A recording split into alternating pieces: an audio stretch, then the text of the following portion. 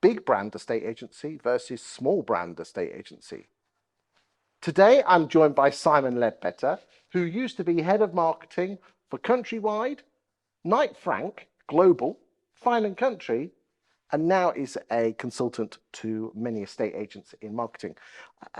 Simon, big brand estate agency versus small brand estate agency. Talk to me.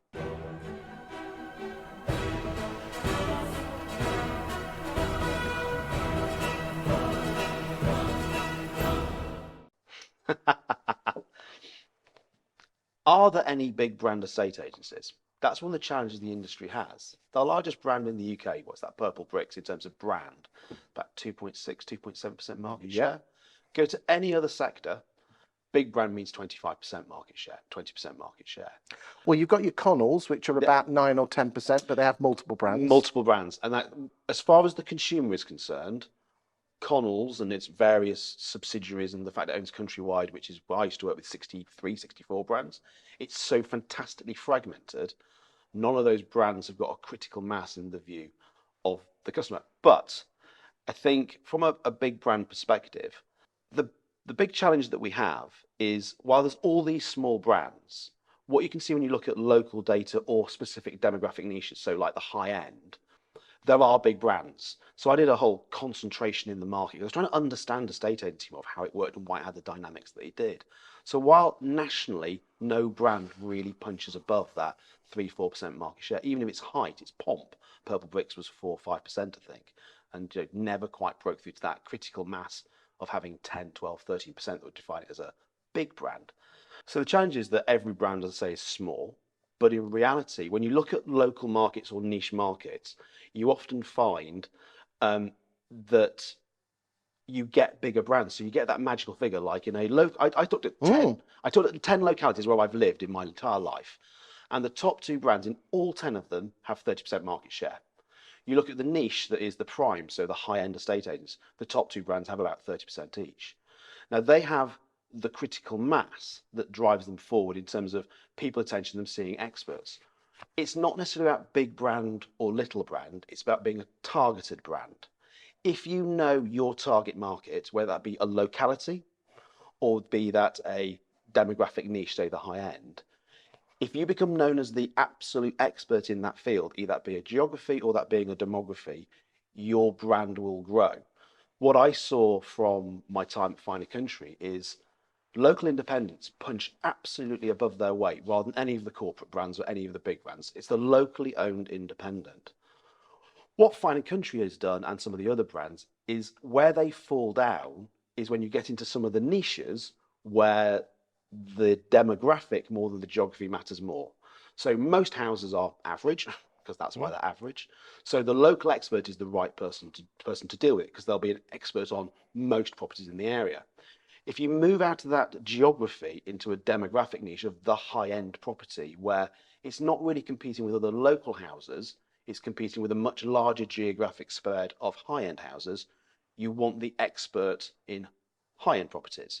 So that's why 4 or 5 brands dominate the high-end. The upper quartile. The upper quartile. Your Savills, your Knight Franks of this world. Hamptons, John D. Wood, Fine & Country. There's a list of them, Strutton Parker, and they've really established their foothold in the high-end.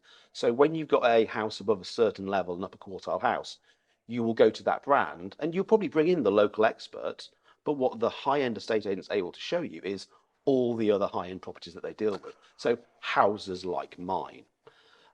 What Fine & Country's done, and there are other brands like it, is they gave them that national high-end brand. So you could be a local independent, therefore fantastically strong as the local independent, but by taking on this national high-end prime quartile brand, you were able to reach those properties that otherwise you sadly wouldn't get picked for, despite the fact you're probably the best estate agent in reality.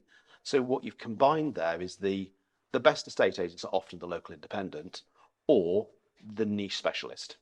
Because I mean, I must admit that there are some upper quartile estate agent, corporate estate agents who just trade on their brand saying, oh yes, they'll come to us because we're XYZ agent. I won't mention their name. I'll mention no names because I've worked for a few of them, so it's hard to pick one I'm talking about. But I had a conversation at a senior level with some people who ran a prime agency. My biggest fear was a complacency. They felt they deserved the market, which led into an element of arrogance. They felt they were owed the market. And I had so many bits of feedback from various customers because we got the customer satisfaction scores of some of the corporates, regardless of which brand you worked for.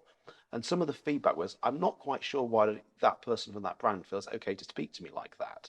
It's like, this house isn't really good enough, but we'll take it on anyway. It's like, why would you ever say that to a vendor? And this could be a £2-3 million house. But one of the classic lines I ever heard was, I normally deal with houses above £10 million, but we can take this one on. And I think that's corrosive for them in the long term.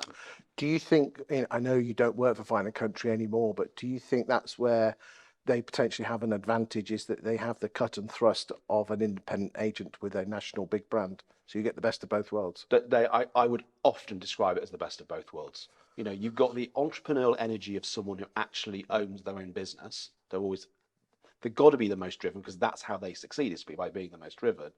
But what they have is this calling card that people now recognise from national press advertising, national media advertising, and you see it in all the nice parts of the UK, the expensive parts of the UK. There's a Fine & Country board there. What it needs to do as a brand, not my job to advise them anymore, is they need to protect that integrity of what the brand stands for. It needs to be seen as a quality seal that says only these kind of properties will be Fine & Country properties.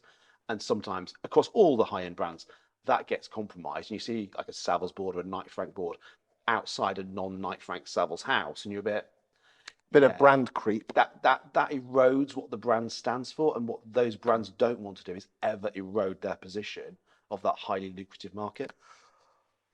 In another video, which will be on my YouTube channel, we're going to talk about the power of personal branding versus the estate agent's brand. So we'll see you back on that one soon. And Simon, thank you for your time today. A pleasure.